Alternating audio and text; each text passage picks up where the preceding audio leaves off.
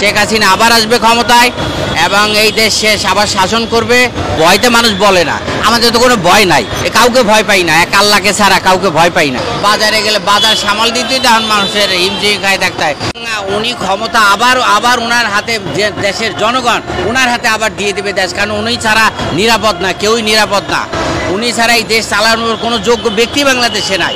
এটা জ্যোতিষশাস্ত্র আমার ব্যক্তিগত অভিজ্ঞতা থেকে, আমার বয়স তো কম হয়নি, তো আমার ব্যক্তিগত অভিজ্ঞতা থেকে এবং জ্যোতিষশাস্ত্রে থেকেও বলছি, এবং আধ্যাত্মিক একটা বিষয় আছে যেগুলা কানেকশন হয় আমাদের, সেই কানেকশন থেকেই বলছি শেখ হাসিনা আবার আসবে ক্ষমতায় এবং এই দেশ শেষ আবার শাসন করবে এবং দেশ ভালো অবস্থায় নিয়ে যাবে। এরপরে আর চুরি টুরি এগুলো তারা বাদ দেবে, বুঝতে যে দেশের কি অবস্থা হয়েছে, তারা এর পরবর্তী তারা সংশোধন হবে। শেখ হাসিনা হয়তো 2025-26-এর মধ্যে চলে আসবে, 25-এ আসার সম্ভাবনা বেশি, আর বেশি না, আরও কিছুদিন অপেক্ষা করেন না, এরপর ওনাকেই চাবে। এখনই আপনি খোঁজখবর নিয়ে দেখবেন, এত ভয়তে মানুষ বলে না, আমাদের তো কোনো ভয় নাই, জীবন আসছি চলে তো যেতেই হবে।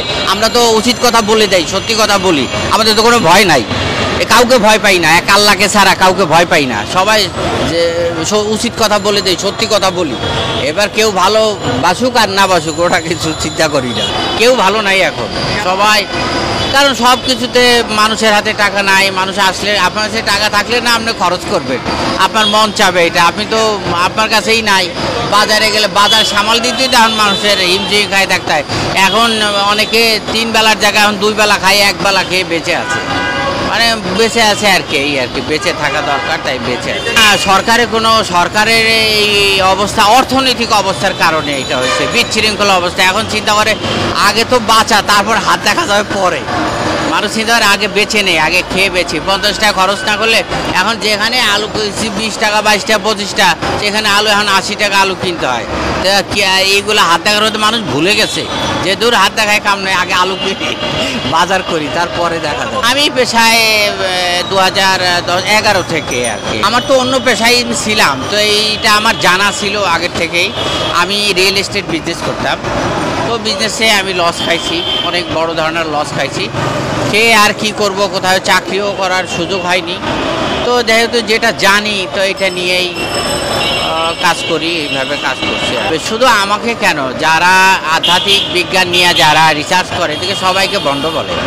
আর এটা শুনতে শুনতে আমাদের অভ্যাস হয়ে গেছে এটা মনে, কারণ যে ভণ্ড, যে প্রতারক আমাদেরকে যে যারা এটা বলে, সে নিজের ক্ষতি নিজে করতেছে, কারণ তার খুব ক্ষতি হয় এতে, সে বুঝতে পারে না, পরে টের পায়। কারণ এটা তো ইচ্ছা করেই কেউ করতে পারে না। এটা যখন পৃথিবীতে আসে কিছু সাইন দেওয়া থাকে যে এরা এই কাজ করতে পারবে। সবাই তো একটা কর্ম নিয়ে আসছে, একটা উদ্দেশ্য নিয়ে আসছে। হয়তো আমার কিছু সময় আছে যে আমি হয়তো আর কিছুদিন করব, তারপর আমি বিজনেস চেঞ্জ করব, যেটা এই বিজনেসে এখন ভালো না, এখন বেঁচে থাকাই কষ্ট আর কি। ভালোই ছিল, মানে এই সরকার আসার পরে আর ভালো নাই কোনো জায়গায়।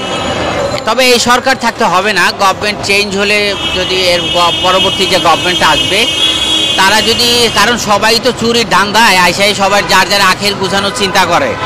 তো এখন তারা এসে কি তারা আখের গুছাবে ওই অন্য পিছনে বিগত সরকারের মতন, না এরা দেশের সেবা করবে, না দেশের কাজ করবে, এটা তো আমরা জানি না। তবে অতীতের